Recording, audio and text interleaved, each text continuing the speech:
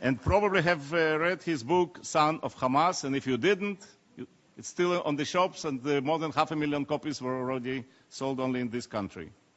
Mosab was born in Ramallah, the eldest son of Sheikh Hassan Yousef, founder of Hamas in the West Bank. From the time Yousef was young, it was expected that he would one day become a Hamas leader. He already began rising through the ranks as a teenager and was arrested by Israel in 1996. While in prison, he decided to accept a Shin Bet offer to become an informant. Beginning with his release from prison in 1997, Yousef was considered by Shin Bet to be the most reliable Hamas source, nicknamed the Green Prince. His intelligence information exposed Hamas cells and prevented dozens of suicide bombings in Israel and saved dozens and hundreds of lives.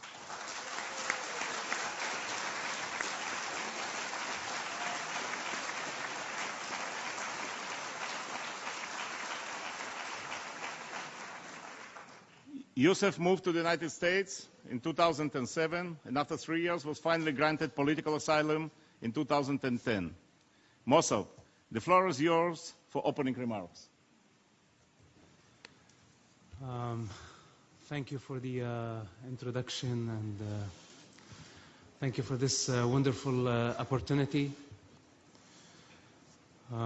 As some of you know already, that I am not politically correct. And I don't believe that the politician can provide the solution, especially when the politician does not have a moral ground that they stand on.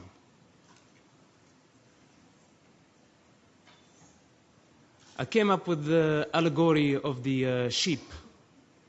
Maybe some of you heard me saying it somewhere else. The sheep thinks that the shepherd, their best friend. The shepherd provides water, food, and creates the illusion for the sheep that it's protector.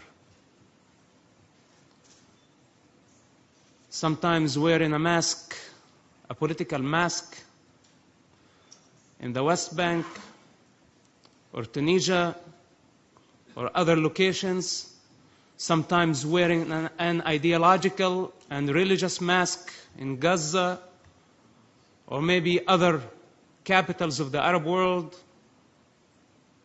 They have their own way to deceive the sheep and make the sheep dependent on them.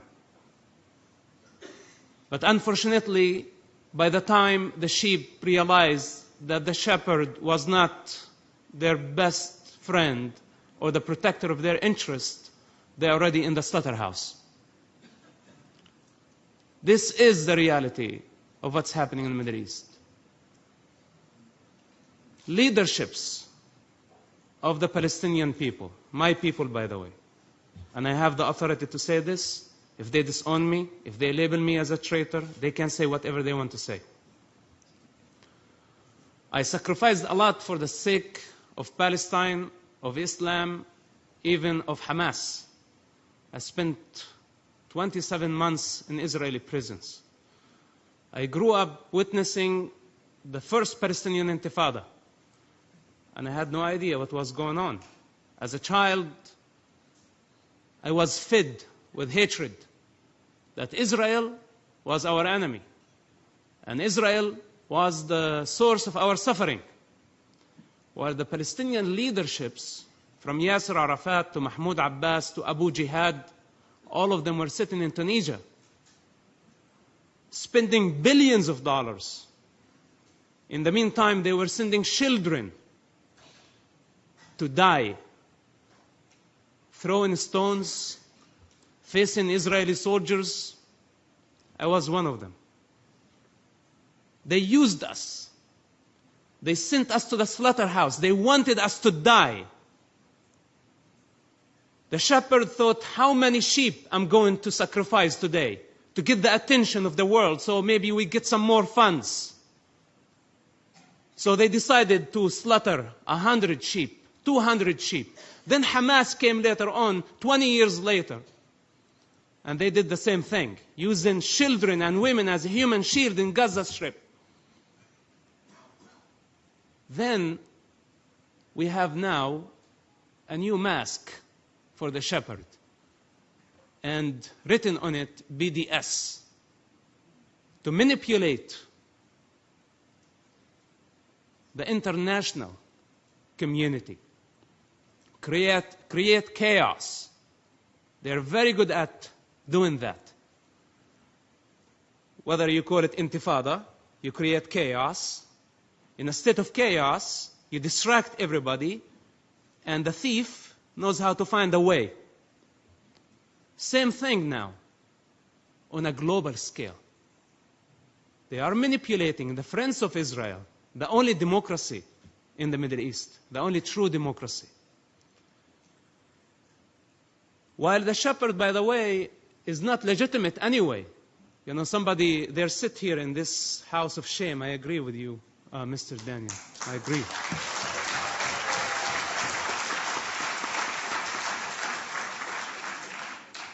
They don't represent the Palestinian people anyway. Who are you representing? The Palestinians in the West Bank or the Palestinians in the Gaza Strip?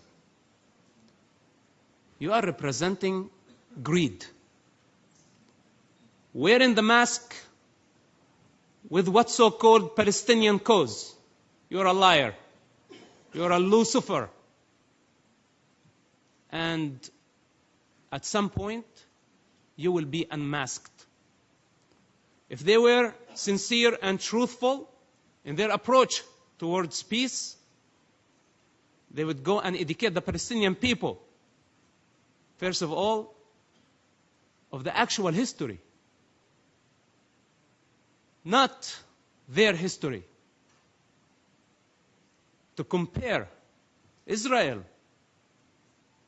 to apartheid of the South Africa. This is no comparison. The state of Israel, I know terrorists when I spent time in prison who had blood on their hands of Jewish people, and they had the right to go to schools and study and achieve higher degrees from Israeli schools. In Jerusalem, the Israeli government gave the Muslims the right to worship on Temple Mount, and in the meantime does not give the right to the Jewish people to practice their religious freedom on Temple Mount.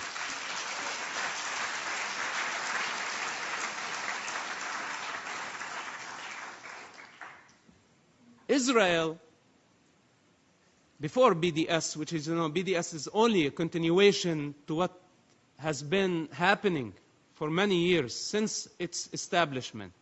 I ask myself, a country like Indonesia or other countries thousands of miles away, Muslim countries, why are they boycotting Israel? What Israel has to do with them? But they have been unifying to delegitimize the state of Israel, not since the beginning or the establishment of BDS. BDS is just a new face. It's the new mask. I say those people need to be exposed to public. They are creating, as they created the chaos and the division within the Palestinian society, and they blamed Israel, now they are doing it on a global scale to make everybody hate Israel and to turn Israel's friends against it, to turn other democracies against Israel. It's their game. They're very good at it. One of the most powerful tools to stop them, I say, stop giving them money. Instead, I'm about to conclude. Instead of empowering them against the Palestinian people, empower the Palestinian people, empower the individual against them. Create jobs, create opportunities. This is what we need. I'm actually very pleased to know and about this example. Those settlements that they say settlements, those are great communities and great opportunities to create and establish more industrial zones, to create job opportunities for the Palestinian people. This is what they need. They need education, they need economy, they need prosperity, they need to feel safe.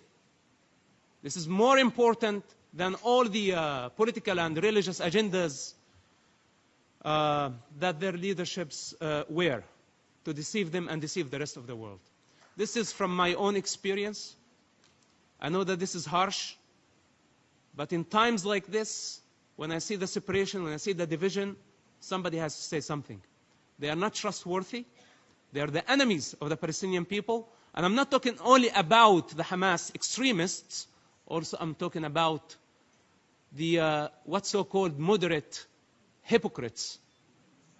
There are two types of Palestinian leaderships. One is terrorist, and the second is hypocrite. And the hypocrite leadership, by the way, is more dangerous, in my opinion, than the terrorists. Because the terrorists, you know how to deal with them. But the hypocrite leadership, you don't know their true color, you don't know how to respond to them. I think this is enough for now.